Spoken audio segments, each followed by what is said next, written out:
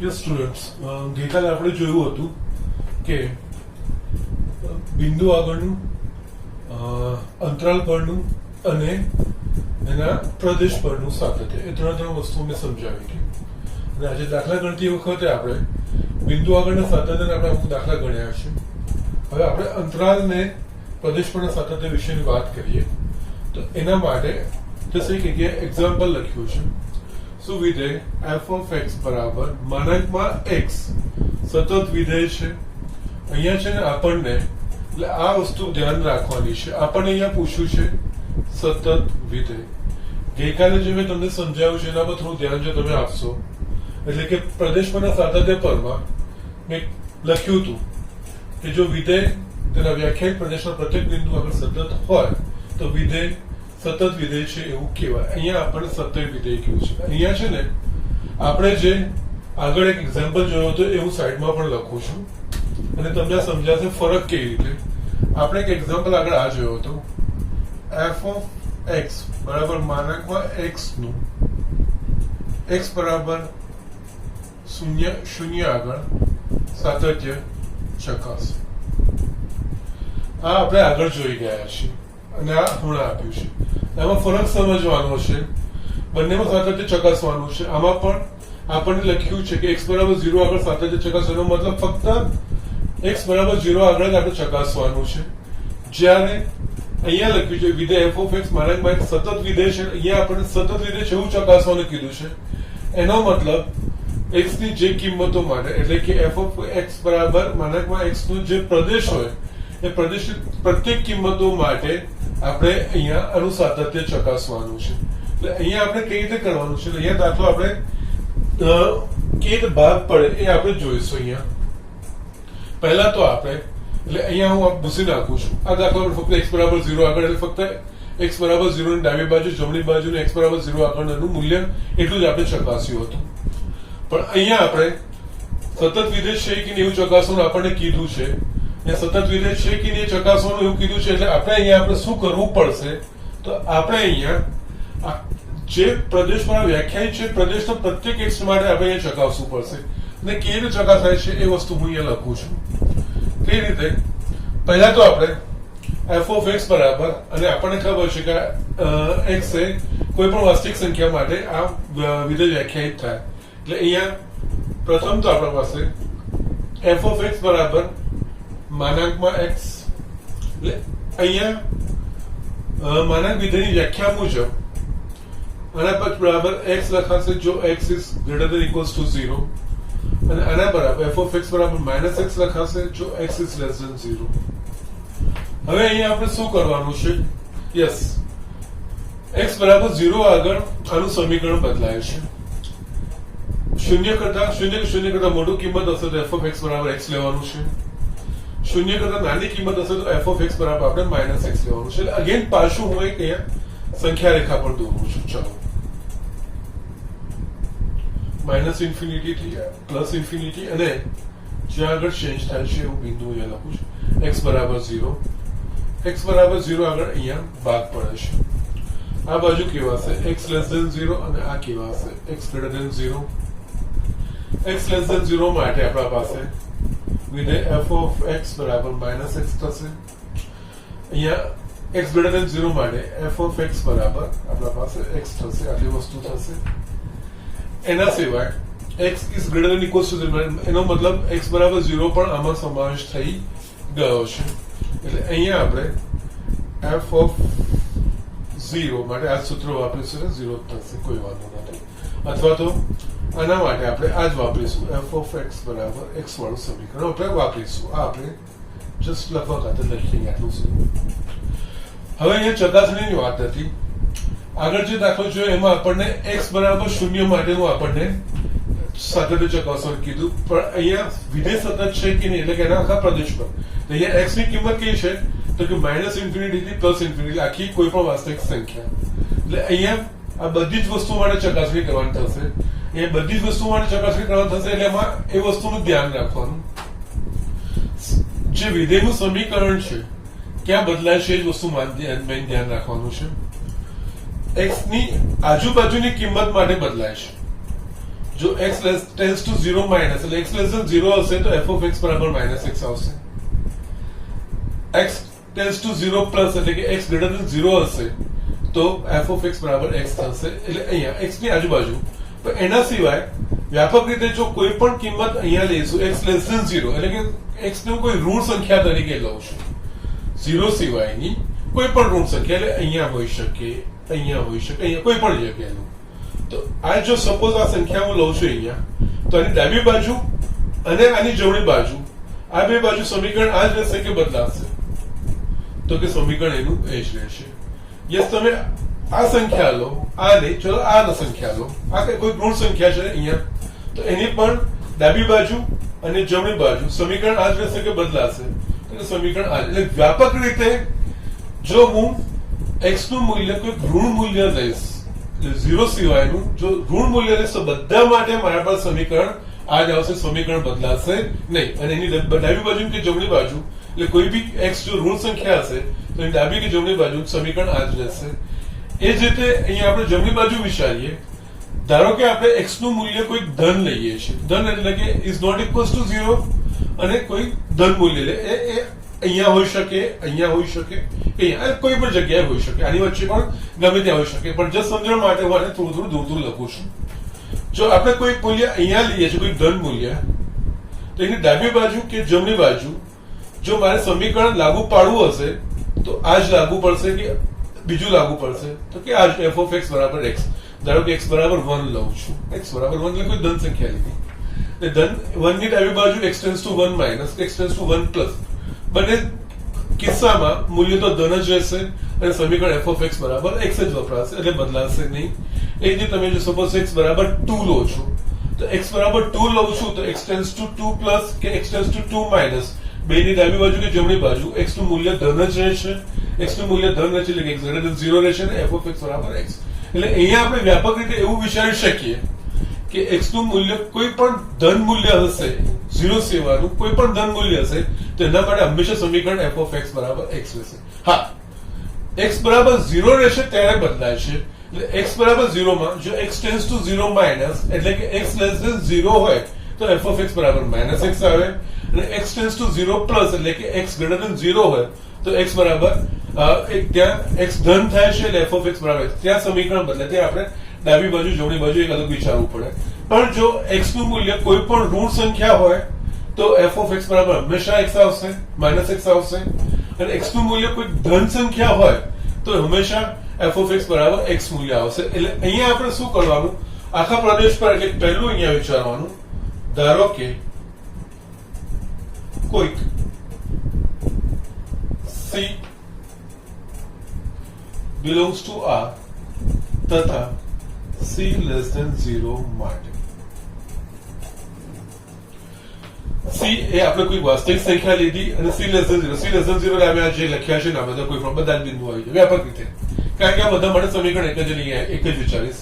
અહીંયા c less than 0 છે એટલે અહીંયા c belongs to R તથા c less than 0 છે એટલે અહીંયા c less than 0 એટલે અહીંયા આ કિંમતો માટે સમીકરણ આપણે વાપરીશું આ f of x is equals to -x માટે અહીંયા f of c, c કેવું લીધું છે લેસ ધેન 0 એટલે f of c એટલે -c આ મને મળશે તથા limit of f of x tends to c. હવે મેં અહીંયા છે ને x tends to c minus કે c પ્લસ નહીં લીધું, કારણ કે મેં પહેલેથી યાદ આવ્યું છે c લેસ ધેન 0 એટલે c કોઈ ઋણ સંખ્યા છે, x નું કોઈ ઋણ મૂલ્ય હશે એટલે x tends to c એટલે x એ કોઈ ઋણ મૂલ્ય છે. ઋણ મૂલ્ય છે તો ઋણ મૂલ્યની બંને બાજુ કોઈ પણ ઋણ સંખ્યા લઈએ છીએ તેની ડાબી બાજુ કે જમણી બાજુ સમીકરણ આનું હોઈ રહેશે, બદલાતું નથી. એટલે અહીંયા લક્ષમાં ડાબું જમણું કરવાની જરૂર નથી, ડાયરેક્ટ તમે શોધી શકો છો. Limit of f of x x tends to c જ્યાં c less than 0 એટલે limit of c less than 0 c ઋણ સંખ્યા છે એટલે f of x માટે આપણે વાપરીશું -x x tends to c. Yes, x નું મૂલ્ય મૂકી તારો જવાબ મળે છે -c. એટલે 1 અને 2 પરથી માટે c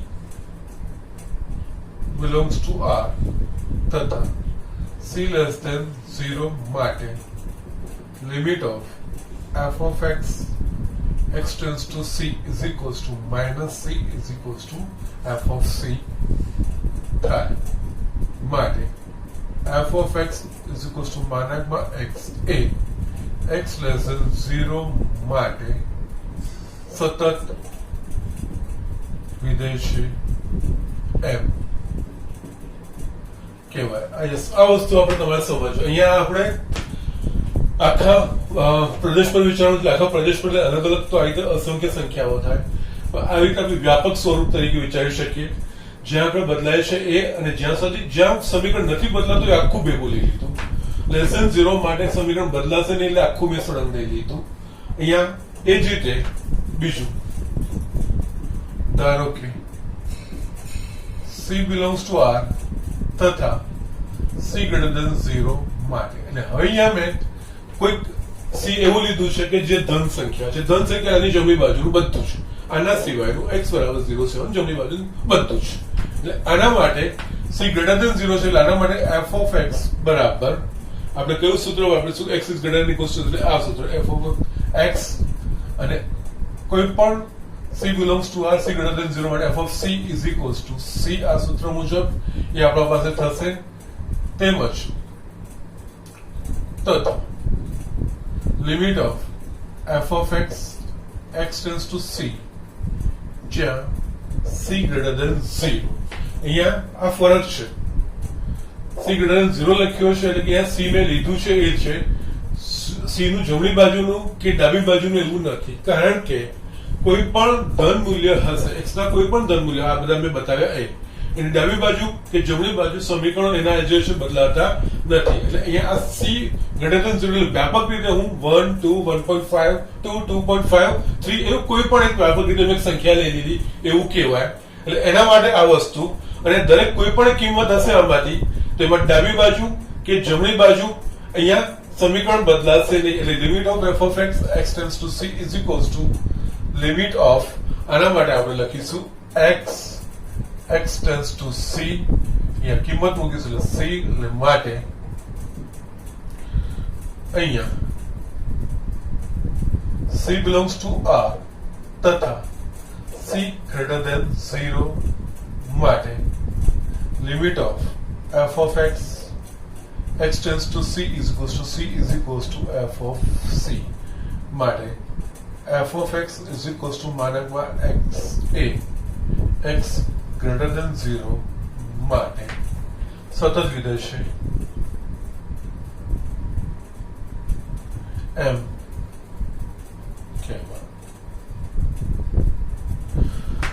ઓકે. યસ, સમજ પડ્યા. મેં ભાગ પાડ્યા એના વ્યાપક રીતે આખા વિસ્તાર પર આપણે ચેક કરવાનું છે. અને છેલ્લું યસ, આ વસ્તુ આપણા પાસે પતી ગઈ. બે વસ્તુ x less than 0, C less than 0, C greater than 0. એટલે કોઈ પણ x નું મૂલ્ય ઋણ હોય કે ધન હોય એ બંને માટે સતત છે. હવે આપણે જોયું 0. હવે થર્ડ x બરાબર 0 આગળ, x બરાબર 0 આગળ અહીંયા x is greater than equals to 0 માટે આપણે f of x બરાબર x લઈએ છીએ. એટલે અહીંયા સમીકરણ આપણે વાપરીશું f of x is equals to x, અને જે x ના જે કિંમતો માટે સાતત્ય ચકાસતા હોઈએ એના આગળ એનું મૂલ્ય આપણે જોઈએ. f of 0 is equals to 0 આ આપણા પાસે આવશે. તથા હવે અહીંયા આપણે જોઈએ x બરાબર 0 આગળનું લક્ષ્ય.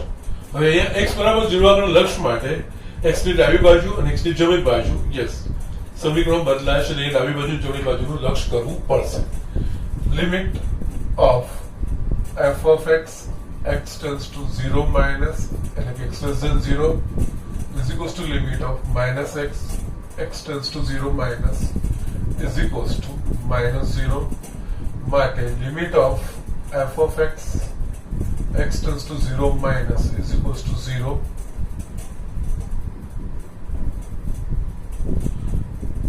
અને limit of f of x tends to 0 plus, એટલે કે x greater than 0 is equals to limit of x greater than 0 છે એટલે અહીંયા f of x is equals to x આપણે વાપરીશું એટલે અહીંયા x tends to 0 plus is equals to 0 માટે limit of f of x tends to 0 plus is equals to 0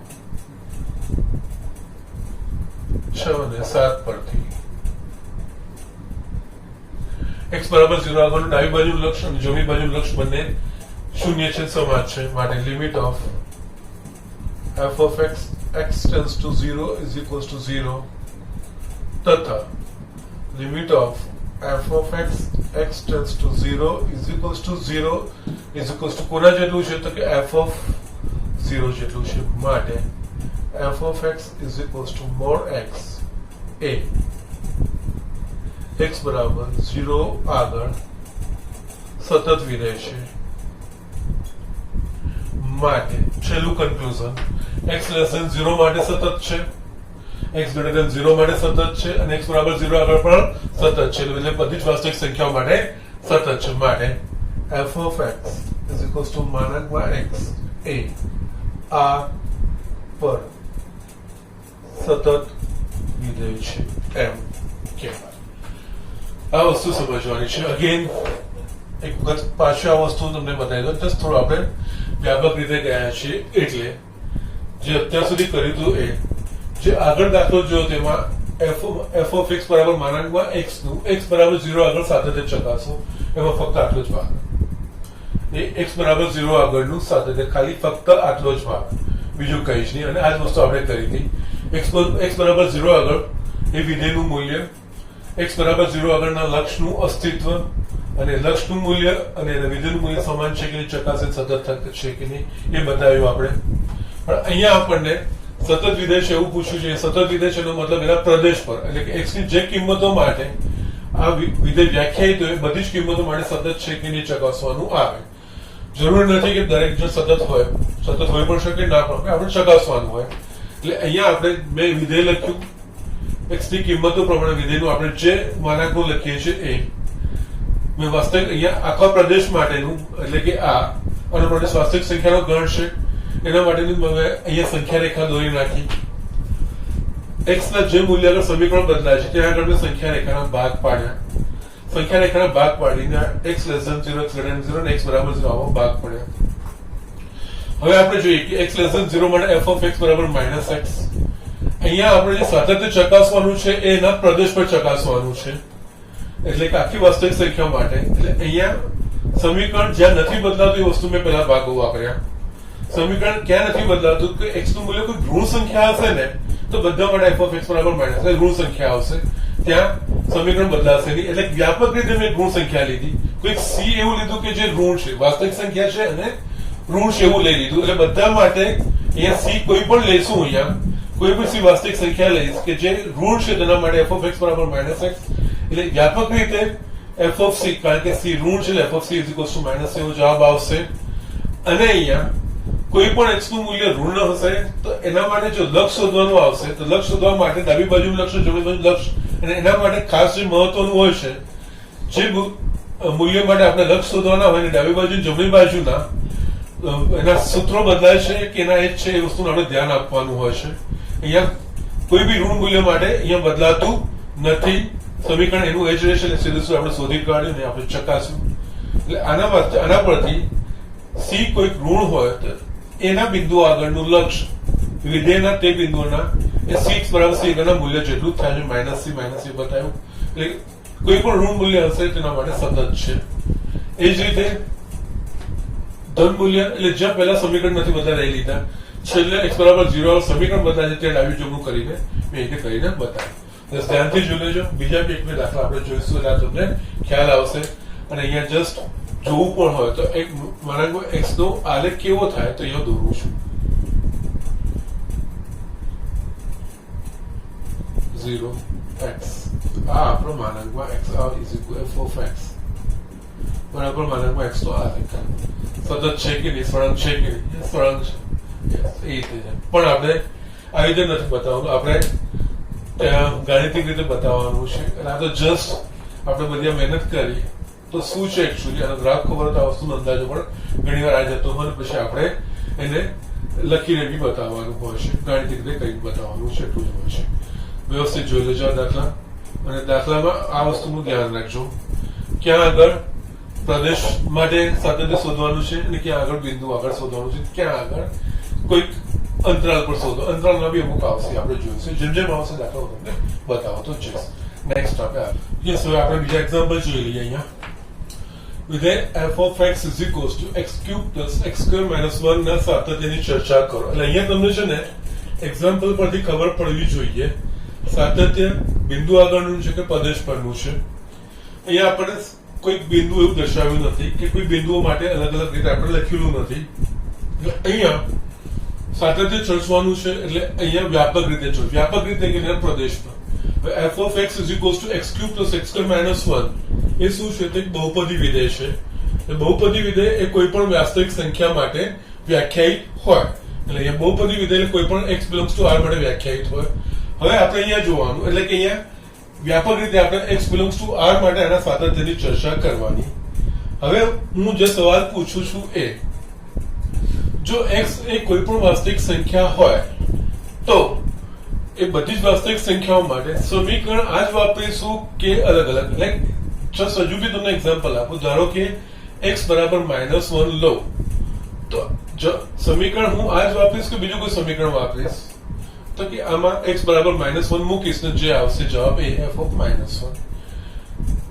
x બરાબર હું 5 લઉં, ધન સંખ્યા લઉં, તો પણ સમીકરણ હું આ જ વાપરીશ કે નહીં? તો કે એ સમીકરણ હું આ જ વાપરીશ f of 5. એટલે આ રીતે, એટલે કોઈ પણ વાસ્તવિક જવાબનું આપણે નથી વિચારવાનું કે જવાબ સરખા આવે છે કે એ નથી વિચારવા. ખાસ ધ્યાન રાખજો, સમીકરણ આ જ વાપરીશ. જવાબ અલગ અલગ સંખ્યા લઉં તો સમીકરણ પ્રમાણે જવાબ અલગ અલગ આવે, એ વાત સાચી છે. પરંતુ સમીકરણ આ જ વપરાશે કે નહીં એ વસ્તુ મહત્વની છે. તો કે કોઈ પણ વાસ્તવિક સંખ્યા લઈશ તો એના માટે સમીકરણ આ જ આવશે, સમીકરણ બદલાશે નહીં. એટલે અહીંયા જો પ્રત્યેક c belongs to r માટે, અથવા તો તમે કોઈ પણ c belongs to r માટે, c belongs to r માટે, yes, f of c is equals to c cube plus c square minus 1 આ વસ્તુ થઈ જાય. એટલે કે x બરાબર c આગળનું એનું મૂલ્ય. ઓકે, એટલે કોઈ પણ c લેશો f of c આપણને મળી જશે. એ જ રીતે c એ કોઈ વાસ્તવિક સંખ્યા હશે તો લક્ષ શોધવા માટે બહુપદી લક્ષ સીરીઝ x ની જગ્યાએ c મૂકવાનું હશે, તથા limit of f of x tends to c is equals to limit of, અહીંયા c કોઈ પણ વાસ્તવિક સંખ્યા, કોઈ પણ વાસ્તવિક સંખ્યા માટે f of x આ જ રહેવાનું, સમીકરણ આનું આ જ વાપરવાનું છે. x cube plus x square minus 1 x tends to c. એટલે અહીંયા યસ x બરાબર c મૂકીને જવાબ મળે છે એટલે મૂકી દેવાનું. c cube plus c square minus 1 આ મને મળશે limit of f of x tends to c 1 અને 2 પરથી. યસ, કોઈ પણ c belongs to r માટે limit of f of x tends to c is equals to, this જવાબ આ છે, c cube plus c square minus 1 is equals to f of c માટે f of x is equals to x cube plus x square minus 1 A r પર, એટલે કે એના વ્યાખ્યાયિત પ્રદેશ પર સતત વિધેય છે. દાખલા પડી તમારે અંદાજો કરવાનો છે. અહીંયા કોઈ એક મૂલ્ય માટે નહીં, પણ ફક્ત આના માટે જ આપણે, એટલે કે જેના પર આ f of x આ સમીકરણ વ્યાખ્યાયિત હોય એ. અહીંયા બધા વિધેયો તમે ભણી ગયા છે, વિધેયોનો પ્રદેશ અને વિસ્તાર તમને સારી રીતે ખબર છે, 11માં આવ્યા છે એના પ્રમાણે છે. અને વ્યાપક મોટાભાગના વાસ્તવિક વિધેયો જ છે. એટલે x belongs to r માટેની જ આપણે ચકાસણી કરવાની હોય, એટલે કોઈ પણ r માટે આપણે ચકાસણી કરવાની હોય. એટલે ચકાસણી પ્રમાણે આ કોઈ પણ r માટે x belongs to r, c belongs to r માટે આ સતત છે, એટલે કે એના પ્રદેશ r પર સતત છે એવું કહેવાય. અહીંયા નેક્સ્ટ એક્ઝામ્પલ જોઈએ.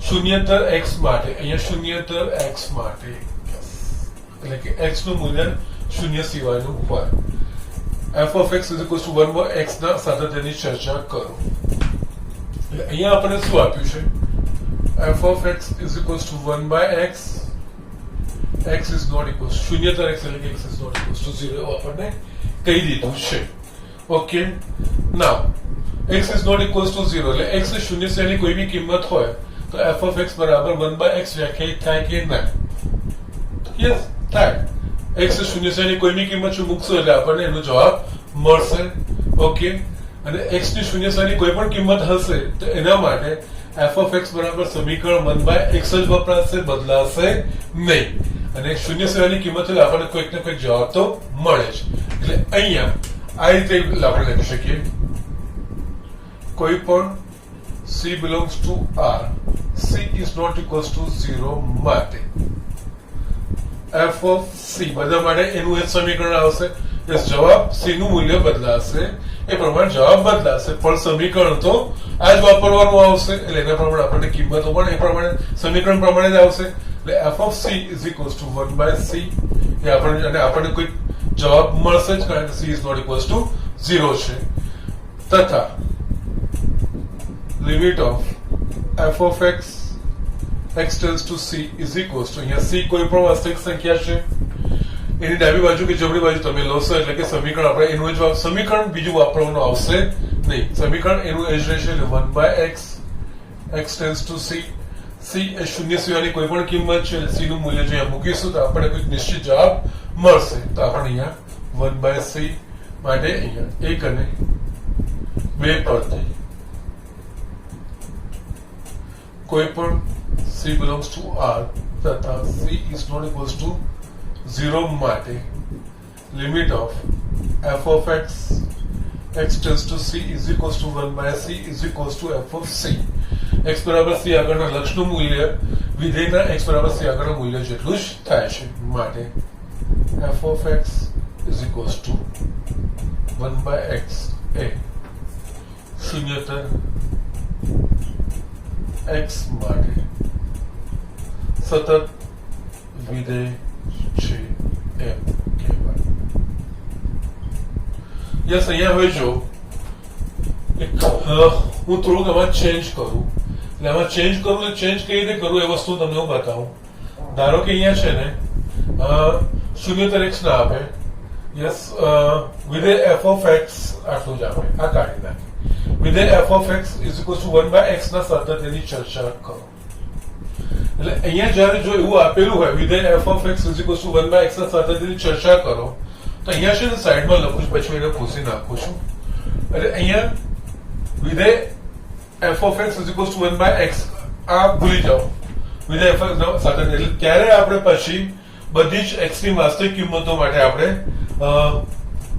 સાતત્ય ચકાસણી કરવી પડે એટલે ત્યારે જો આપણે લખવું હોય ને તો f of x is equals to 1 by x પછી આપણે 3 ભાગ કરવા કારણ કે જો x બરાબર 0 થશે તો f of x f of 0 બરાબર 1 by 0 એ વ્યાખ્યાયિત થશે નહીં પહેલા તો સાતત્યની ચકાસણી કરવી હોય તો વિધેય વ્યાખ્યાયિત થવું જોઈએ વિધેય વ્યાખ્યાયિત હોય એનું મૂલ્ય કારણ કે એ મૂલ્ય એના મૂલ્ય જેટલું થવું જોઈએ તો જ અવ્યાખ્યાયિત એ લક્ષ નથી લક્ષનું કિંમત અવ્યાખ્યાયિત આવે લક્ષનું મૂલ્ય નથી એટલે અહીંયા શું થશે જો f of x is equals to x 1 by x અને આપણે આ રીતે કહી દીધું હોય x belongs to r માટે સાતત્ય ચકાસણી કરો તો આપણે અહીંયા પાછા 3 ભાગ કરતા અહીંયા કોઈક c belongs to r c less than 0 માટે પછી જે આપણે આગળ જોયું હતું એ રીતે એના માટે c less than 0 અહીંયા શું થાય તમે આ સંખ્યા રેખા દોરો minus infinity plus infinity x બરાબર 0 અહીંયા x less than 0 x greater than 0 x less than 0 માટે સમીકરણ આ છે 1 by x x greater than 0 માટે પણ સમીકરણ આ છે 1 by x x બરાબર 0 આગળ અવ્યાખ્યાયિત થાય એટલે ત્યાં સાતત્ય ચકાસવાની જરૂર જ ના પડે x less than 0 માટે યસ આ રીતે તમે f of c is equals to limit of f of x x tends to c અને એ જ રીતે x greater than 0 માટે limit of f of x x tends to c બરાબર 1 by c એ સાબિત કરીને આ x belongs to r minus 0 માં સતત છે એવું કહી શકાય. પછી x belongs to r minus 0 પછી I તો લખ્યું તો f of x is equals to 1 by x. x belongs to r minus 0 માં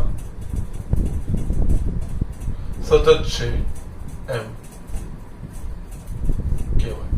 આ વસ્તુ છે એટલે આ રીતનું ચેન્જ આવી શકે. એટલે અહીંયા જે સ્ટેટમેન્ટ આપેલું હોય એ સ્ટેટમેન્ટ પર ખાસ ધ્યાન રાખવાનું હોય.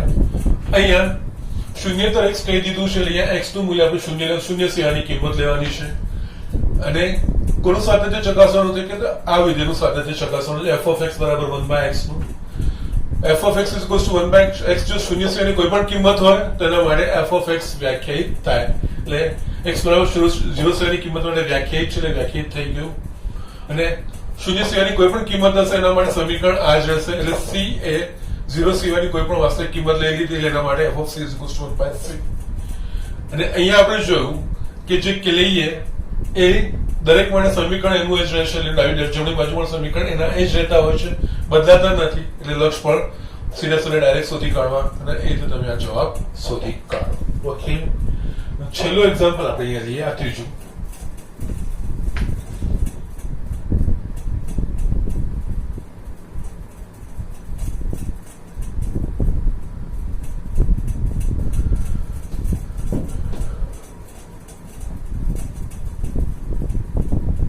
યસ, આપણે ઝડપથી જોઈ લઈએ. નીચે આપેલ વ્યાખ્યાયિત વિધેય f ના સાતત્યની ચર્ચા કર્યો એવું કીધું છે. અહીંયા સાતત્યની ચર્ચા કરવાનું કીધું છે એટલે x ની જે કિંમતો માટે શક્ય હોય એ બધી જ કિંમતો માટે કોઈ ચોક્કસ આપણને કીધું કે x બરાબર 1 આગળ સાતત્ય ચર્ચો કે x બરાબર 2 આગળ ચર્ચો તો વસ્તુ અલગ છે. પણ અહીંયા આપણને વિધેયનું સાતત્ય ચર્ચવાનું કીધું છે એટલે x ની બધી જ કિંમતો વ્યાપક રીતે આપણે એને ચર્ચવું પડે. એટલે અહીંયા આપણે જોઈએ તો કે f of x સમીકરણ આપ્યું છે. x ની કિંમત જો 1 કે 1 કરતા નાની આવશે તો એનું સમીકરણ f of x બરાબર x plus 2 લેવાશે. x નું મૂલ્ય 1 કરતા મોટું હશે તો x minus 2. એટલે પહેલા આપણે આને સંખ્યા રેખા પર જસ્ટ દર્શાવી દઈએ કે આ કેવી રીતે દર્શાવી શકાશે. સંખ્યા રેખા અને x ના કયા મૂલ્યનું સમીકરણ બદલાય છે 1 આગળ. એટલે અહીંયા આપણે લખીશું x is equals to 1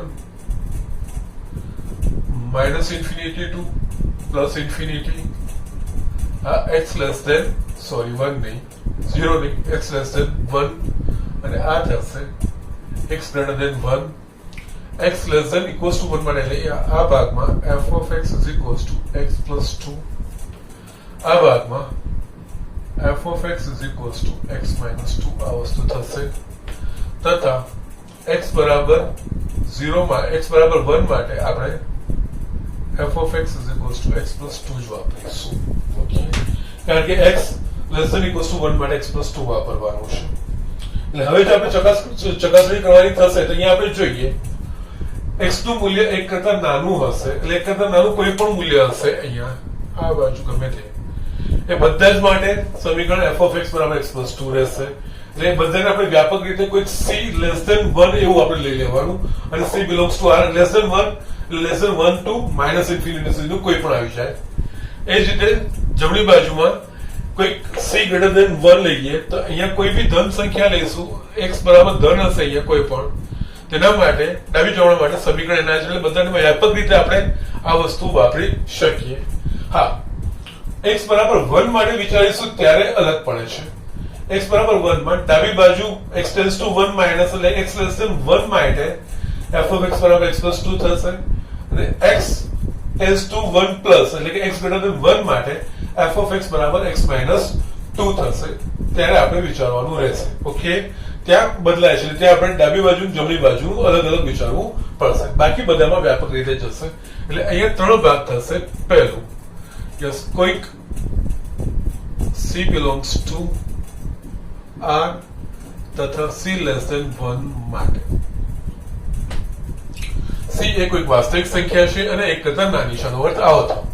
એટલે એના માટે સમીકરણ કયું આવશે તો કે f of x is equals to x plus 2 વાપરવાનું થશે.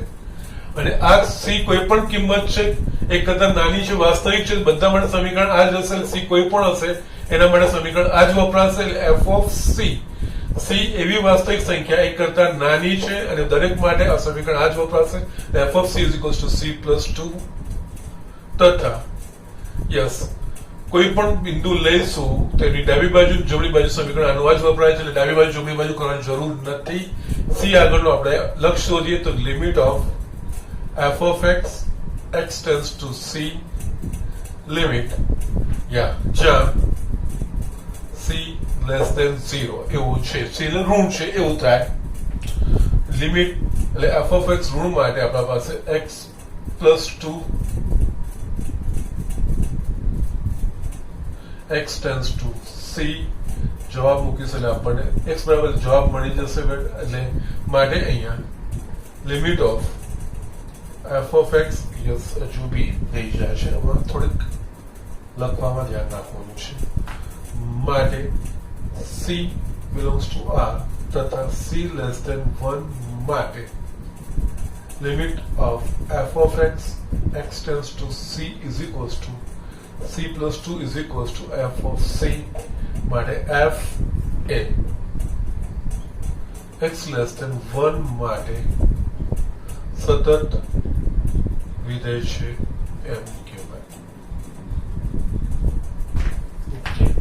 ઝડપથી હું ભૂસીને આ બે વસ્તુ પણ કરી લઉં છું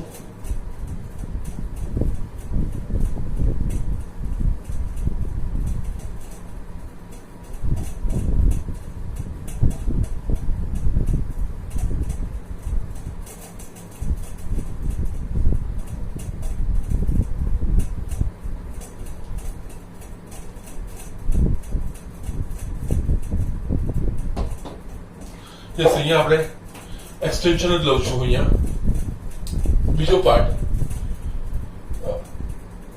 કોઈક c belongs to r તથા c greater than 1 માટે આપણે આ ભાગ લીધો જમણી બાજુ વાળો ભાગ f of x is equals to x c belongs to r અને c greater than 1 એટલે આ બાજુ અહીંયા સમીકરણ આપણે વાપરવાનું થશે f of x is equals to x minus 2 તથા f of c કારણ કે c કોઈ વાસ્તવિક સંખ્યા છે અને એક કરતા મોટી છે એટલે આપણે સમીકરણ આ જ વપરાશે એટલે અહીંયા c minus 2 એટલે આ થશે અને લિમિટ ઓફ અને આ બાજુ કોઈ પણ કિંમત હશે એની આજુબાજુ જો લેશું વિચારીશું તો સમીકરણ આ જ થશે એટલે ડાબી બાજુ કે જમણી બાજુ સમીકરણો બદલાતા નથી એટલે આપણે એ જ લેવાનું limit f of x x tends to c આટલું આપણે લખી શકીએ અહીંયા c ગ્રેટર ધેન યસ અહીંયા 1 અહીંયા પણ મારી ભૂલ થશે yes c less than 1 yes આ વસ્તુ આપણે જોવાની એટલે કે c નું જે બી મૂલ્ય હશે એક કરતા મોટું હશે અહીંયા એક કરતા નાનું છે એ રીતે અહીંયા લિમિટ ઓફ સમીકરણ આ જ વાપરવાનું છે x minus 2 x tends to c minus 2 માટે yes c belongs to r તથા c greater than 1 માટે limit of f of x x tends to c is equals to c minus 2 is equals to f of c માટે f a x greater than 1 માટે સતત વિધેય છે એવું કહેવાય last આપણે ચકાસવાનો આવશે x બરાબર 1 x બરાબર 1 માટે જસ્ટ આગળ જોઈએ અહીંયા જગ્યા ખૂટે છે દાખલા લાંબા થાય છે ઝડપથી જોઈ લેજો લખી લેજો એટલે આગળ આ દાખલો હું અહીંયા પતાવી દઉં છું અને કન્ટિન્યુટી એટલા માટે જસ્ટ થોડુંક ભૂસીને ઝડપથી લખી દઉં છું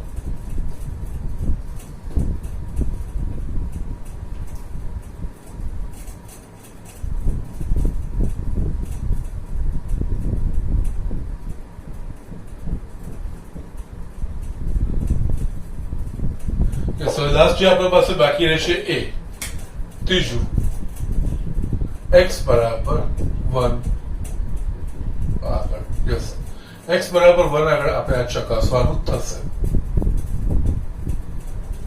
ઓકે નાઉ x બરાબર 1 આગળ એ કેવી રીતે x બરાબર 1 આગળ f of x, કારણ કે x is less than equals to 1 માટે આપણે વાપરવાનું, એટલે અહીંયા આપણે સમીકરણ f of x is equals to x plus 2 એ જ વાપરવાનું થશે. અહીંયા 1 આગળનું વિધેયનું મૂલ્ય એટલે f of 1 is equals to 1 plus 2 is equals to આપણને 3 મળે છે.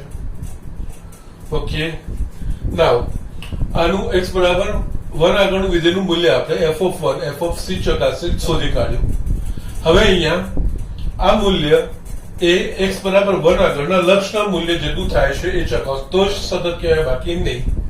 એટલે અહીંયા x બરાબર 1 આગળનું લક્ષ, તો અહીંયા x બરાબર 1 નહીં, ડાબી બાજુ અને જમણી બાજુ એટલે x ની કરી એક કરતા નાની અને મોટી કિંમતો માટે સમીકરણો એના જ છે કે બદલાય છે, વસ્તુ ધ્યાન રાખવાનું. તો અહીંયા x ની એક કરતા નાની કિંમત માટે સમીકરણ x plus 2 અને મોટી કિંમતો માટે એક કરતા મોટી કિંમત x minus 2 સમીકરણો બદલાય છે. એટલે અહીંયા ડાબી બાજુનું લક્ષ અને જમણી બાજુનું લક્ષ આપણે ચકાસવાની જરૂર પડે. એટલે પહેલા તો લક્ષ છે કે નહીં એ જોવું પડે. તથા limit of f of x x tends to 1 minus એટલે કે x less than 1 માટેનું સૂત્ર limit of x plus 2 x tends to 1 minus. અહીંયા 1 માઇનસ છે, અહીંયા એ પાછું તમારે કન્ફ્યુઝન નહીં ક્રિએટ કરવાનું, -1 નહીં લેવાનું. 1 માઇનસ એનો મતલબ 1 ની નજીકની પણ એક કરતા નાની એવું, એટલે અહીંયા જવાબમાં લાવતી વખતે 1 જ મૂકવાનું. એટલે 1 plus 2 is equals to 3 અને એટલે x નું એક આગળનું ડાબી બાજુ લક્ષનું મૂલ્ય 3 આવે છે. Limit f of x x tends to 1 plus એટલે કે x greater than 1 limit x greater than 1 માટે આપણે લક્ષ જે વિધેય વાપરવાનું છે x minus 2 એટલે અહીંયા x minus 2 x tends to 1 plus એટલે અહીંયા 1 plus એટલે 1 plus નહીં, ફક્ત 1 x નું મૂલ્ય એટલે x નું મૂલ્ય 1 કરતા મોટું પણ x ની નજીક, 1 ની નજીકનું એવું આપણે વિચારવાનું. એટલે અહીંયા 1 minus 2 is equals to -1. અહીંયા યસ, આ ડાબી બાજુ લક્ષ અને જમણી બાજુ લક્ષ સમાન છે કે અલગ અલગ છે? તો કે અલગ અલગ છે. લક્ષ અસ્તિત્વ ધરાવતું નથી. લક્ષ અસ્તિત્વ ધરાવતું નથી આગળ આપણે સાતત્ય ચેક કરવાનું આવતું જ નહીં. લક્ષ અસ્તિત્વ ધરાવે, લક્ષનું મૂલ્ય મળે પછી એના વિધેયના મૂલ્ય જેટલું થાય છે ચકાસવાનું થાય. એટલે અહીંયા limit of f of x x tends to 1 minus is not equals to limit of f of x x tends to 1 plus માટે limit of f of x x tends to 1 અસ્તિત્વ ધરાવતું નથી માટે f એ x બરાબર 1 આગળ સતત વિધેય નથી. અહીંયા સાતત્યની ચર્ચા કરવાની છે. x બરાબર 1 આગળ સતત નથી, બાકી x less than 1 માટે કે x greater than 1 માટે સતત છે. માટે આપણે કહી શકીએ વિધેય f A x belongs to r -1 માટે સતત વિધેય છે. અથવા તો x બરાબર 1 સિવાયની બાકીની બધી જ કિંમત માટે સતત વિધેય છે એવું કહેવાય. એ કે રીતે આપણે લખી શકીએ. સો જસ્ટ મેં પૂછ્યું નથી આ પહેલો, બીજો ને ત્રીજો પાર્ટ. જસ્ટ આ જોઈ લો. થોડા દાખલા લાંબા છે પણ લોજિકલી એક જ સેમ લોજિક આપણે એપ્લાય કરવાનું છે. અને લોજિક એપ્લાય કરવામાં પણ મેં 11માં તમને જે વારે ઘડે કીધું હતું લક્ષના દાખલા વખતે કે ડાબી બાજુ જમણી બાજુનું લક્ષ ક્યારે વાપરવું જોઈએ, ક્યારે એનો ઉપયોગ કરવો જોઈએ, ક્યારે ડાબી બાજુનું જમણી બાજુનું વાપરવા જોઈએ, અને એ રીતે કર્યા પછી જ આપણે એ જ વસ્તુ એક્સટેન્શન અહીંયા કરવાની છે. ક્યાં આગળ ડાબી જમણાને ઉપયોગ કરવાનો છે, ક્યાં આગળ નથી કરવાનો, ક્યાં ડાયરેક્ટ એક જ કરી લેવાનું છે, એ વસ્તુ સમજાવવી જોઈએ. અઘરી નથી, લોજિકલી છે. આ રીતે જસ્ટ તમે સંખ્યા રેખામાં દોરીને થોડું ઘણું વિચારશો તો તમને તરત જ ખ્યાલ આવી જશે કે શું કરવાનું છે. અને બીજી એક વસ્તુ, કોઈ એક બિંદુ આગળનું સાતત્ય અને પ્રદેશ પરનું સાતત્ય, અત્યાર સુધી પ્રદેશ પરના સાતત્ય આવ્યા છે આપણા પાસે અને બિંદુ આગળના આવ્યા છે. બિંદુ આગળનું સાતત્ય અને પ્રદેશ આગળનું સાતત્ય એમાં થોડો ફરક સમજવાનો છે. વિધેય સતત છે કે એવો સવાલ પૂછે તો એના આખા પ્રદેશ પર આપણે ચકાસવાનું હોય. અને એના આખા પ્રદેશ તો અનંત એટલે અનંત સંખ્યાઓ લઈને કરવાનો નથી હોતો, પણ અમુક જનરલાઇઝ વ્યાપક બની જતા હોય છે.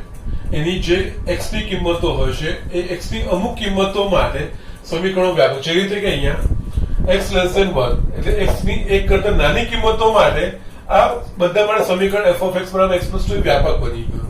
એટલે x લેસ ધેન 1 માટે વ્યાપક રીતે તમે c કોઈ x કરતા એક કરતા નાનું મૂલ્ય છે એના માટે વ્યાપક રીતે તમે આ રીતે ચકાસી શકો છો. એ જ રીતે જો કોઈ એક કરતા મોટી કિંમત હશે તો એક કરતા મોટી કિંમત માટે જસ્ટ આના પર તમને ખબર પડી જાય વ્યાપક રીતે આ સમીકરણ x is greater than 1 માટે બધા કોઈ મૂલ્યો માટે આ સમીકરણ આવશે અને c greater than 1 x belongs to r વ્યાપક રીતે તમે કોઈ જસ્ટ તમે આને બતાવીને તમે આને કરી શકો છો. અને x બરાબર 1 આગળ તો બહુ દેખીતું છે. ડાબી બાજુ જમણી બાજુ સમીકરણ બદલાય છે અને એમાં ડાબું જમણું કરવું પડશે જ. લક્ષ શોધવા માટે એના પ્રમાણે કરવાનું હોય છે. યસ મેન આ વસ્તુનું ધ્યાન રાખવાનું હોય છે અને આ તમારે કરવાનું હોય છે. આ જોઈ લો. એના પછી હું જસ્ટ તમે જે 11માં લક્ષ ભણી ગયા છે એકવાર પાછું હું લખી દઉં છું. એ તમને પાછું આગળ કામ આવશે, એનો ઉપયોગ કરવાનો આવશે.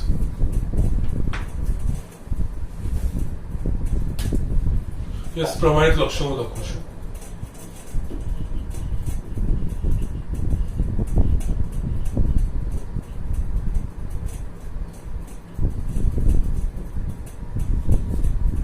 પહેલું limit of x raised to n minus a raised to n x minus a x tends to a is equals to n a raised to n minus 1 limit of sin x upon x x tends to 0 is equals to 1. Third limit of tan x upon x x tends to 0 is equals to 1. Fourth, limit of 1 minus cos x upon x x tends to 0 is equals to 0. Fifth, limit of e raised to x minus 1 upon x x tends to 0 is equals to 1. Actually એનું વ્યાપક સૂત્ર આવે છે e base ની જગ્યાએ a base. Limit of a raised to x minus 1 upon x x tends to 0 તો log a base e એ રીતે લખાશે. છઠ્ઠું છે limit of log 1 plus x base e upon x x tends to 0 is equals to 1. અહીંયા પણ વ્યાપક રીતે લખાતું હોય છે. યસ બેઝ e ની જગ્યાએ બેઝ a હોય તો log 1 plus x base a upon x x tends to 0 is equals to log e base a. આમાં એની જગ્યાએ e મૂકશેલા જવાબ આવશે. એ જ રીતે અહીંયા એની જગ્યાએ e મૂકશો તો પણ જવાબ આવશે. એ વસ્તુ જે ધ્યાન રાખવાની છે. અને એના સિવાય મારી ઈચ્છા છે એકાદ બે વધારે લખાઈ દઉં જે તમને બીજા દાખલા ગણવામાં પણ કોમ્પ્યુટર એક્ઝામમાં ધ્યાન આવી શકે છે. અહીંયા છે ને limit of 1 plus x raised to 1 by x x tends to 0 is equals to જવાબ આવે e. અને આનું બીજું ઓપ્શન છે limit of 1 plus 1 by x raised to x x tends to infinity is equals to e. આનો જવાબ છે. એના સિવાય એક limit of r raised to n tends to infinity જ્યાં yes r is yes more r is less than 1 એટલે કે minus 1 less than r less than 1 is equals to 0. એટલે અહીંયા આપણે શું લેવાનું છે r નું મૂલ્ય યસ અપૂર્ણાંક એક કરતા નાનું હોય અને એની ઘાત જો અનંત હોય તેનો જવાબ શૂન્ય આવે. એ રીતે જોવાનું છે. આ જે એડિશનલ લખ્યા છે મેં બસ ધ્યાન રાખવાનું છે. બીજું કંઈ એના સિવાય મેં આ વ્યાપક પણ લખ્યા છે. તમે વ્યાપક રીતે એવી વસ્તુ તમે લખી શકો એના માટે મેં આ વસ્તુ લખી છે. એટલે આ 10 પ્રમાણિત લક્ષો છે. આપણે ઉપયોગ કરવાનો બી આવશે અને આગળ દાખલા જે વધીશું એમાં કોઈક ને કોઈક ક્યાંક ને ક્યાંક ઉપયોગ કરવાનો આવશે. આટલા પ્રમાણે બાકી તો બાકીના જે બીજા લક્ષ્યો છે એમાં એક્સ નું મૂલ્ય મૂકવાનું, જો જવાબ મળી જાય તો લક્ષ્ય છોડી દેવાનું એ રીતનું હશે. ના મળે તો પ્રમાણિત રૂપમાં પહેલા છે કે નહીં, ના હોય તો ગોઠવીને એ વસ્તુ લાવવાનો પ્રયત્ન કરવાનો હશે, જવાબ લાવવાનો હશે. જસા બરાબર વાંચી લેજો. નેક્સ્ટ આપણે થોડા આગળ સારા એક્ઝામ્પલ જોઈશું. આજનો બધું આટલું જ.